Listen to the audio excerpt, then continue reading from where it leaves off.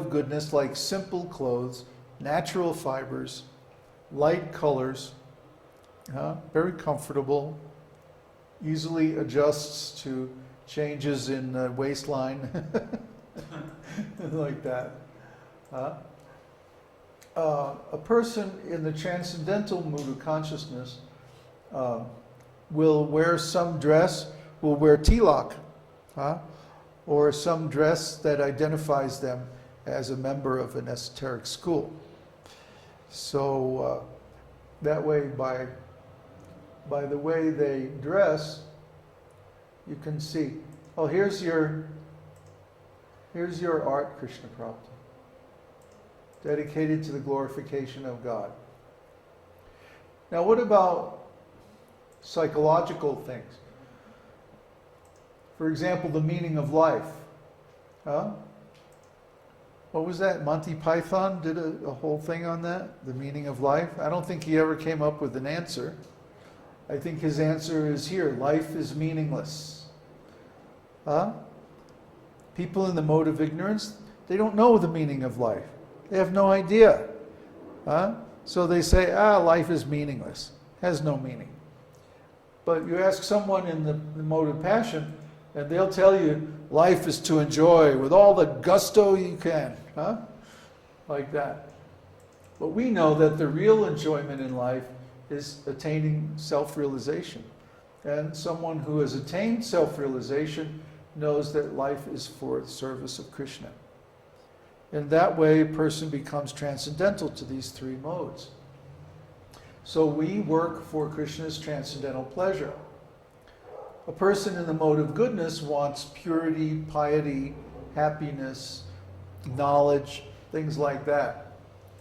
But someone in the mode of ignorance, their work is all about intoxication, self-destruction, madness. Someone who, in the mode of ignorance, that gets some money, what's the first thing they do? They go out and spend it on drugs.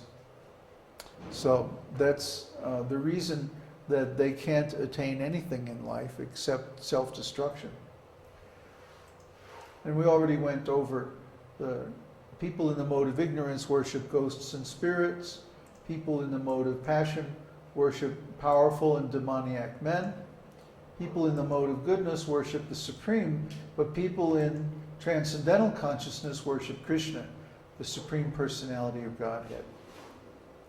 Uddhava has a question.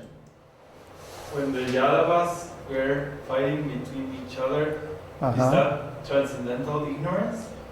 Passion. Passion? Yeah. Well, Krishna wanted that. Krishna made that happen. It's said that Krishna made the Yadu dynasty fight among themselves because he saw that in the future they were so powerful that if he didn't take them off the earth, they would have dominated the whole planet. They would have dominated all the other nations and people. And he didn't want that. Kali Yuga was coming. See? Kali Yuga means chaos. So if there's one group or one party or one nation that dominates the whole world, you don't have chaos, you have order. Krishna didn't want that because he was preparing the conditions for the Kali Yuga. So he had to remove his family from the earth. Otherwise they would have ruined everything. So that's transcendental passion. Yeah. And transcendental ignorance would be Shiva destroying the universe. Yeah. Well, the New World Order, it can't succeed. It may succeed for a little while, just like Hitler's plans. Hitler actually he was preparing to introduce Vedic culture. I met a couple in Louisiana. He was South Indian, and she was German. And I asked them, how did you meet? And they told me this fascinating story that they met in Germany during World War II because Hitler had taken this whole village from South India and literally transplanted it stone by stone into Germany. And they had a Brahminical school and they were training the Germans, the Aryans, right, to take up Vedic culture and that after Hitler conquered the whole world, they were going to introduce this everywhere. So, Hitler did have a clue. Because he didn't understand that the way that Vedic culture is introduced is not by force. If you try to introduce it by force, you ruin everything. The only way to introduce Vedic culture is to convince people. Vedic culture is Brahminical culture. It's not Kshatriya culture. It's not Vaishya culture. You can't trick people or force people into accepting Vedic culture. You can only convince them. You can only educate them into Vedic culture. Because Vedic culture is based on the mode of goodness. So if you use the mode of passion and ignorance to try to establish Vedic culture, it completely ruins the whole thing in the very start. Well, Hitler didn't understand Vedic culture, but actually he knew quite a bit about it, and his plans were to introduce it. It's just he was trying to introduce it in the worst possible way. Oh, where did he get the knowledge from? From Blavatsky and the Theosophists. Yeah. Of course, they were completely misinterpreting Vedic culture as being impersonalism and all about these different races and everything. I mean, if you read it, it's just a whole mishmash of stuff. It doesn't make any sense, really. But that was their own interpretation. So instead of giving Krishna's interpretation, they had their own. Yeah, really, it was a total waste of time because it introduces so much confusion. Vedic culture is extremely monolithic. It's very heterogeneous. It includes everything, but it's ultimately consistent, self-referential, and perfect. So people have to be raised to the level of intelligence where they can understand it. You can't introduce it by force. You can't make people vegetarians or make them give up intoxication by force. It's not possible. They'll rebel. And, he who lives by the sword dies by the sword. That's karma. So if you use force to introduce Vedic culture, you'll corrupt the culture in the process. Not good. So if we're going to introduce Vedic culture, it has to be by conviction. We have to convince people. We have to influence people.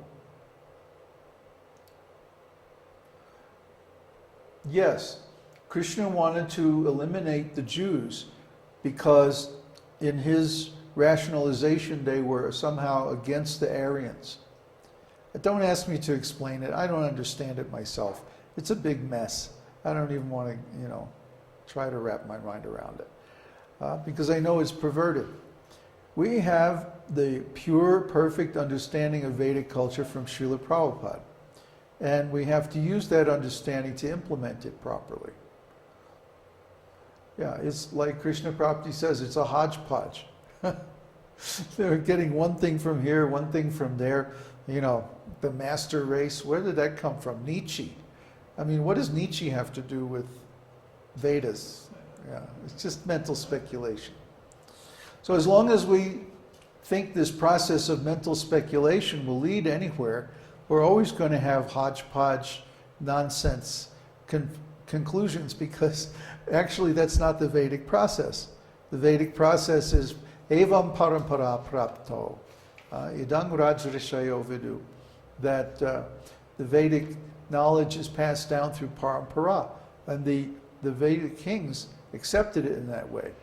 The Rajarshis, they were rajas, they were kings, and they were also rishis, or wise men. So today it's very hard for a rishi to become a king. You have to have, yeah, right. You have to have a rascal to become a king nowadays. But yeah, I mean the hodgepodge, the singularity is hodgepodge to the nth power. Okay, hodgepodge to the hodgepodge power. It's complete speculation, and it'll reach a climax. Total confusion, that'll be the result. Yeah. Krishna Prabhupada, explain British slang to Florian, please. Hodge? Isn't he the Speaker of the House or something? That's not surprising.